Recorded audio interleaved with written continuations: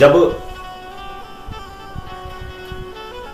वीरभद्र जी के द्वारा यज्ञ का विध्वंस हुआ, यज्ञ और दक्ष का सर काट दिया गया, तब ब्रह्मादि आदि देवता जो है भगवान शंकर के पास कैलाश जाते हैं। उसके बारे में वृतांत कहते हैं कि हे मैत्रेय जी, अथ देवगण सर्वे रुद्रानी कहीं पराजिता, शूलपट्टिस निस्त्रिस सगदा परिघ मुद्गरे। इस प्रकार जब रुद्र के सेवकों ने समस्त देवताओं को हरा दिया और उनके संपूर्ण अंग प्रत्यंग भूत प्रेतों के त्रिशूल, पट्टिस, खड्ग, गदा, परिघ और मुद्गर आदि आयुधों से छिन्न भिन्न हो गए, तब वे ऋत्विज और सदस्यों के सहित बहुत ही डरकर और ब्रह्मा जी के पास पहुंचे और उनको प्रणाम करके और सारा वृतांत कह सुनाया। और भगवान ब्रह्मा जी और सर्व अंतर्यामी श्री नारायण इससे पहले ही इस भावी उत्पात को जानते थे, इसी से वे दक्ष के यज्ञ में नहीं गए थे। और अब क्या कहते हैं कि तदा कर्ण्य विभु प्राहा तीजी यस कृतागसी क्षेमाय तत्र सा भूया न प्रायेण बुभूषताम। और अब देवताओं के मुख से वहां की सारी बात सुन करके उन्होंने कहा, हे देवताओं, परम समर्थ तेजस्वी पुरुष से कोई दोष भी बन जाए तो उसके बदले में अपराध करने वाले मनुष्यों का भला नहीं हो सकता। फिर तुम लोगों ने तो यज्ञ में भगवान शंकर के प्राप्य भाग न देकर उनका बड़ा भारी अपराध किया है, परंतु शंकर जी बहुत शीघ्र प्रसन्न होने वाले हैं, इसलिए तुम लोग शुद्ध हृदय से उनके पैर पकड़कर और उन्हें प्रसन्न करो, उनसे क्षमा की याचना करो। आशासाना जीवित मध्वरस्य लोक सपाल कुपितेन यस्मिन् तमासु देवं प्रियया विहीनं क्षमापयध्वं हृदय विद्धं दुरक्तहि। और दक्ष के दुर्वचन रूपी बाणों से उनका हृदय तो पहले ही बिंद गया था, उस पर उनकी प्रिया सती जी का वियोग हो गया। इसलिए यदि तुम लोग चाहते हो, हे ऋत्विजों, हे देवताओं, तुम लोग चाहते हो कि वह यज्ञ फिर से आरंभ हो और आरंभ होकर के पूर्ण हो, तो पहले जाकर के और अपने अपराधों के लिए भगवान शंकर से क्षमा याचना करो, और नहीं तो उनके कुपित होने पर लोकपालों के सहित इस समस्त लोकों का भी बचना असंभव है। क्योंकि भगवान क्या है, रुद्र जो है परम स्वतंत्र हैं, उनके तत्व तथा यह शक्ति सामर्थ्य को न कोई ऋषि, न कोई मुनि, न देवता और यज्ञ स्वरूप स्वयं देवराज इंद्र भी नहीं जानते हैं, और न मैं स्वयं जानता हूं। फिर दूसरों की बात ही क्या करें, ऐसी अवस्था में उन्हें शांत करने का उपाय कौन कर सकता है। स इत्थमादिस्य सुरा नजस्तहि समन्वितः पितृभिः सप्रजीशैः ययो स्वधिष्ण्यान्निलयं पुरद्विषः कैलासमद्रि प्रवरं प्रियं प्रभु। और देवताओं से इस प्रकार कहकर ब्रह्मा जी उनको प्रजापतियों को और पितरों को साथ लेकर के और अपने लोक से पर्वत श्रेष्ठ कैलाश गए, जो भगवान शंकर का प्रिय धाम है। और उस कैलाश पर क्या है, औषधि, तप, मंत्र तथा योग आदि सिद्धों से, उपायों से सिद्ध हुए, प्राप्त हुए, और जन्म से ही सिद्ध जो देव हैं नित्य निवास करते हैं। किन्नर, गंधर्व और अप्सरादि सदा वहां बने रहते हैं। नाना मणिमयी श्रृंगैर नाना धातु विचित्रतहि नाना द्रुमलता गुलमैर नाना मृग गणावृतहि। और उसके मणिमय जो शिखर हैं, जो नाना प्रकार की धातुओं से रंग बिरंगे से प्रतीत होते हैं, उस पर अनेक प्रकार के वृक्ष छाए हैं, लता और गुलमादि छाए हैं। उनमें झुंड के झुंड जो जंगली पशु हैं वह सब विचरण करते हैं। वहां निर्मल जलों के अनेक झरने हैं और बहुत सी गहरी गंधराएं हैं। ऊंचे ऊंचे शिखरों के कारण वह पर्वत अपने प्रियतमों के साथ विहार करती हुई सिद्ध पत्नियों का क्रीड़ा स्थल बना हुआ है। और सब ओर मोरों के शोर, मंदांध भ्रमरों के गुंजार, कोयलों की और कुहू कुहू ध्वनि तथा अनन्य पक्षियों के कलरव से वह कैलाश पर्वत गूंज रहा है। बड़ा सुंदर मनोहर है। और उसके कल्प वृक्ष अपनी ऊंची ऊंची डालियों को हिला हिला कर मानो पक्षियों को बुला रहे हैं, तथा हाथियों के चलने फिरने के कारण वह कैलाश स्वयं चलता हुआ सा और झरनों के कलकल ध्वनि से बातचीत करता हुआ सा प्रतीत बयान पड़ता है। मंदारे पारिजातैश्च सरलैश्चोपशोभितं तमालैः शालतालैश्च कोविदारासनार्जुनी। मंदार, परिजात, सरल, तमाल, शाल, ताड़, कचनार, असन और अर्जुन के वृक्षों से वह पर्वत बड़ा ही सुहावना जान पड़ता है। आम, कदम्ब, नीप, नाग, पुन्नाग, चंपा, गुलाब, अशोक, मौलश्री, कुंद, कुरबक, सुनहरे शतपत्र, कमल, इलायची और मालती की मनोहर लताएं तथा कुब्जक, मोगरा और माधवी की बेलें भी उसकी बड़ी शोभा बढ़ा रही हैं। और क्या है, कटहल है, पनसो, दुम्बरास्थस, प्रक्षण्युग्र, दहिंगुभी, भुरजौ रौषधि भी पूगई, राज पूगे से जम्बुबी। कटहल है, गूलर है, पीपल है, पाकर है, बड़, गूगल, भोज वृक्ष, औषधि जाति के पेड़, केले आदि जो फल आने के बाद काट दिए जाते हैं। और वैसे ही सुपारी, राजपूग, जामुन, खजूर, आमड़ा, आम, प्याल, महुआ, लिसोड़ा आदि प्रकार के वृक्षों तथा पोले और ठोस बांस के झुरमुटों से वह पर्वत बड़ा ही सुंदर, मालूम, मनोहर होता है। और उसके सरोवरों में कुमुद, उत्कल, उत्पल, कलहार, शतपत्र आदि अनेक जाति के कमल खिल रहे हैं। और उनकी शोभा से मुग्ध होकर कलरव करते हुए झुंड के झुंड पक्षियों से वह बड़ा ही भला और सुंदर प्रतीत होता है। मृगई शाखा, मृगे कौड़ेर, मृगेन्द्रे रक्षशाल्यकई, गवये सरभैर व्याघ्रे, रुरुभिर महिषादिवी।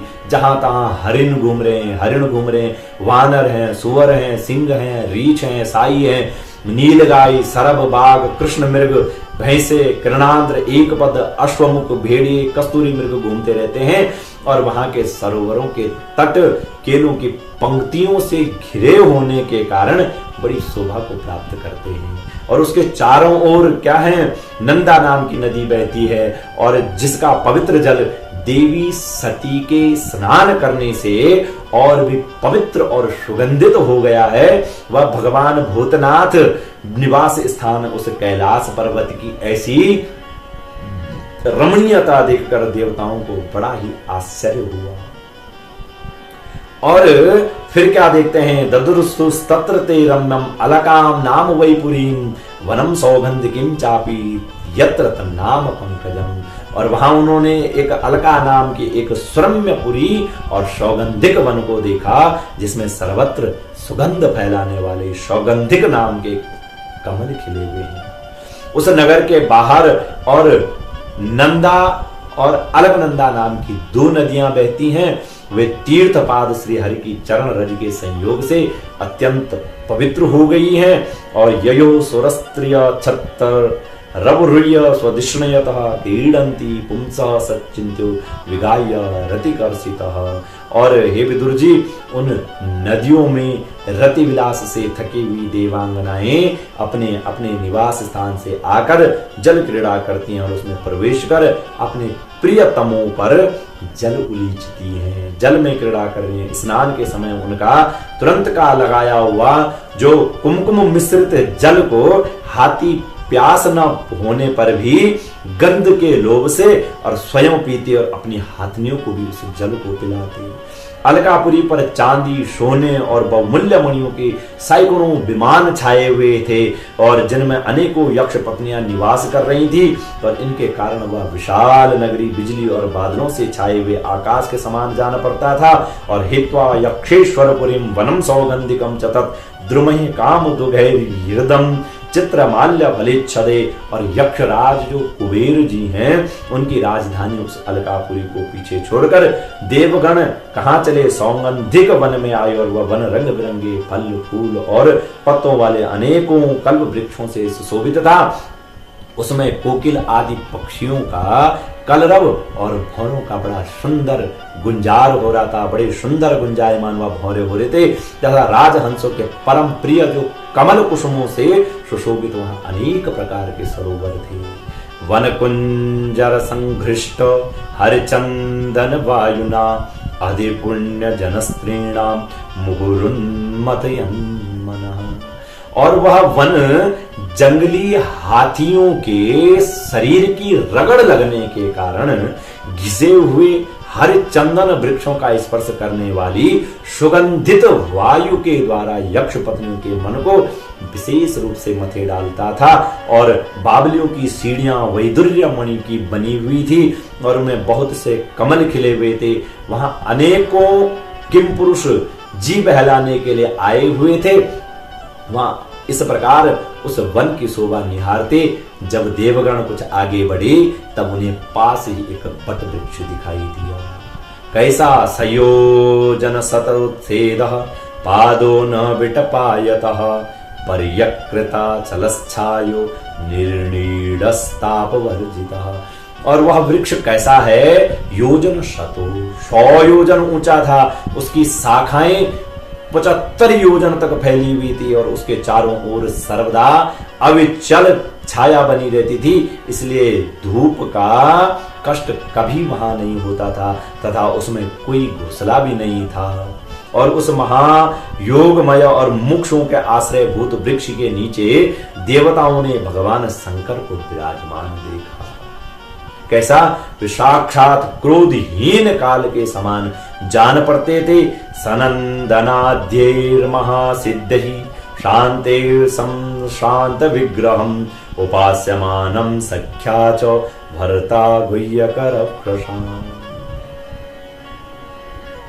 भगवान भूतनाथ श्री अंग बड़ा ही शांत था और सनंदन आदि शांत सिद्ध गण और सखा यक्ष राक्षसों के स्वामी कुबेर उनकी सेवा कर रहे थे।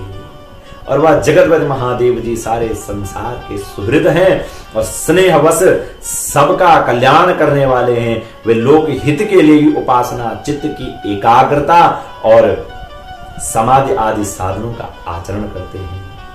लिंगम च तपसा भीष्टम भस्म दंड जटा निजम अंगेन संध्याभ्यरुचा चंद्रलेखाम च बिभ्रतम। और संध्याकालीन मेघ सी कांति वाले शरीर पर वे तपस्वियों की अभीष्ट चिन्ह जैसे भस्म, दंड, जटा और मृग चर्म एवं मस्तक पर चंद्रकला धारण किए हुए और वे एक कुशासन पर बैठे थे और अनेकों साधु श्रोताओं के बीच में नारद जी के पूछने से और सनातन ब्रह्म का उपदेश कर रहे थे। कृत्वोरौ दक्षिणे सभ्यं पाद पद्मं च जाननी बाहुं प्रकोष्ठे क्षमाला मासेनम तर्कमुद्रया। और उनका बाया चरण दाई जंघा पर था और वे बायां हाथ घुटने पर रखे और कलाई में रुद्राक्ष की माला डाले तर्क मुद्रा से विराजमान थे। तर्क मुद्रा किसको कहते हैं? कि तर्जनी को अंगूठे से जोड़कर अन्य उंगलियों को आपस में मिलाकर फैला देने से जो बंद सिद्ध होता है उसे तर्क मुद्रा कहते हैं। और इसका नाम ही क्या है? ज्ञान मुद्रा है। तम ब्रह्म निर्वाण समाधिमाश्रितम व्युपाश्रितम गिरिशम योग कक्षाम सलोकपाला मुनयो मनूनाम आद्यम मनुम प्रांजलय प्रणीमु। वह ब्रह्म निर्वाणी जो है वह योग पट्टकाठ की बनी हुई टेकनी का सहारा लिए एकाग्र चित्त से ब्रह्म आनंद का अनुभव कर रहे थे और लोकपालों के सहित समस्त मुनियों ने मननशील में सर्वश्रेष्ठ भगवान शंकर को और हाथ जोड़ करके प्रणाम किया। यद्यपि समस्त देवता और दैत्यों के अधिपति श्री महादेव जी के चरण कमलों की वंदना करते हैं, तथापि वे श्री ब्रह्मा जी को अपने स्थान पर आया देख करके और तुरंत खड़े हो गए। जैसे वामन अवतार में परम पूज्य भगवान विष्णु भगवान कश्यप जी की वंदना करते हैं, उसी प्रकार सिर झुकाकर और उन्हें प्रणाम करते हैं। तथा परे सिद्ध गण महर्षि भीर ये वै समन्ता धनु नील लोहितम नमस्कृतः पाह प्राह शशांक शेखरम कृत प्रणामम प्रसन्निवात्मभू। इसी प्रकार शंकर जी के चारों ओर जो महर्षियों सहित अनन्य सिद्ध गण बैठे थे, उन्होंने भी जो है ब्रह्मा जी को प्रणाम किया और सबके नमस्कार कर चुकने पर ब्रह्मा जी ने चंद्रमौली भगवान से, जो अब तक प्रणाम की मुद्रा में खड़े थे, हंसते हुए भगवान से कहा, जाने त्वमीशं विश्वस्य जगतो योनि बीजयो शक्ति शिवस्य च परम यत्तद् ब्रह्म निरंतरम। हे देव, हे भगवान, मैं जानता हूं आप कैसे हैं। त्वमीशं विश्वस्य जगतो, आप इस संपूर्ण जगत के क्या हैं, स्वामी हैं। योनि बीज योग, क्योंकि विश्व की योनि अर्थात शक्ति प्रकृति और उसके बीज शिव अर्थात पुरुष से परे जो एक रस ब्रह्म है वह आप ही हैं भगवान। क्योंकि हे भगवान, आप कैसे हैं, मकड़ी के समान ही अपने स्वरूप भूत शिव शक्ति के रूप में क्रीड़ा करते हुए और लीला से संसार की रचना करते हैं, पालन करते हैं और फिर उसका संहार करते रहते हैं। त्वमेव धर्मार्थ दुगा विपत्तये दक्षिण सूत्रेण ससर्जिताद्वरम् त्वयेव लोके वसिता ससेतवो यान ब्राह्मण श्रद्धदति धृतवृत्र। और आपने ही धर्म और अर्थ की प्राप्ति कराने वाले वेद की रक्षा के लिए और दक्ष को निमित्त बनाकर और यज्ञ को प्रकट किया।